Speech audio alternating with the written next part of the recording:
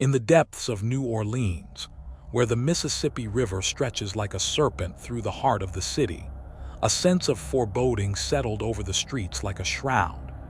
It was here, in this most singular of American cities, that Inspector John Legress, a man of unyielding determination and unshakable conviction, delved into the very depths of horror. The year was 1907, and the world was still reeling from the aftermath of a most singular and inexplicable event, one that would forever alter the course of human understanding. As Legrasse navigated the narrow, winding streets of the French Quarter, the air thick with the scent of decay and corruption, he couldn't help but feel a growing sense of unease.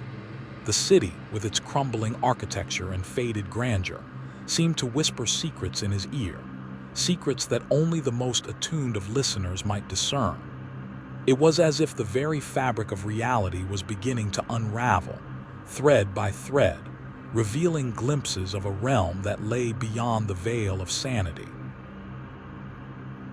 Legrasse's investigation had begun with a series of bizarre and gruesome discoveries, each one more inexplicable than the last.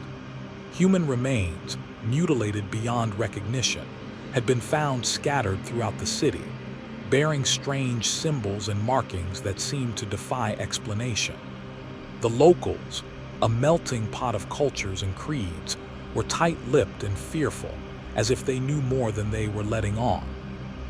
It was as if a dark and malevolent force had taken hold of the city, spreading its influence like a stain across the fabric of reality. As he delved deeper into the mystery, Legrasse found himself drawn into a world of dark and foreboding ritual, a world where the boundaries between reality and madness were blurred beyond recognition. He had heard whispers of a cult, a group of robed and hooded figures who gathered in secret, their eyes aglow with an otherworldly fervor.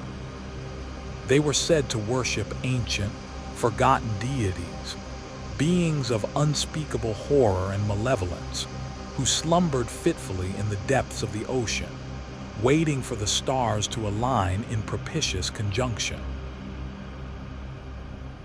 The inspector's search led him to a decrepit, abandoned church on the outskirts of the city, a place where the shadows seemed to writhe and twist like living things. The air was heavy with the scent of incense and something else, something sweet and decaying, like the perfume of a corpse. As he approached the entrance, a sense of creeping dread settled over him, as if he was being watched by unseen eyes, eyes that bored into his very soul. Within the church, Legrasse discovered a scene of unutterable horror, a tableau of twisted, nightmarish ritual.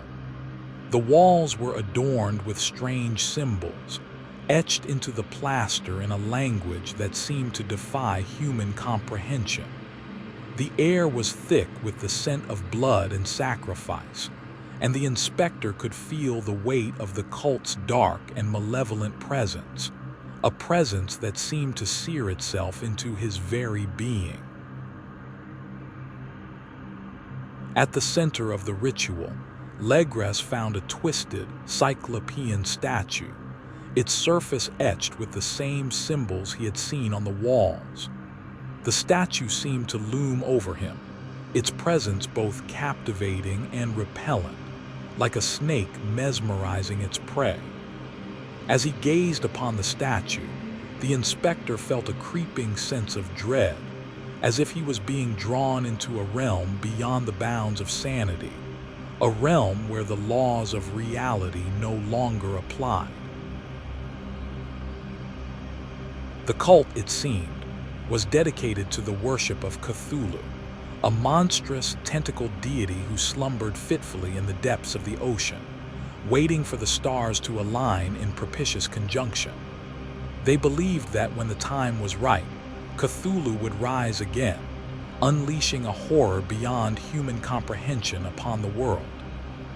The inspector knew that he had to stop them, to prevent the cult from unleashing a terror that would consume the world. But as he gazed upon the statue, he couldn't shake the feeling that he was already too late, that the wheels of fate were already in motion, and that the horror that was to come was inevitable. As he departed the church, the inspector couldn't help but feel a sense of foreboding, a sense that the world was on the brink of a great and terrible change. The cult, with their twisted rituals and forbidden knowledge, seemed to be merely a symptom of a far greater disease, a disease that threatened to consume the world. Legrasse knew that he had to continue his investigation, to follow the trail of clues, no matter where they might lead.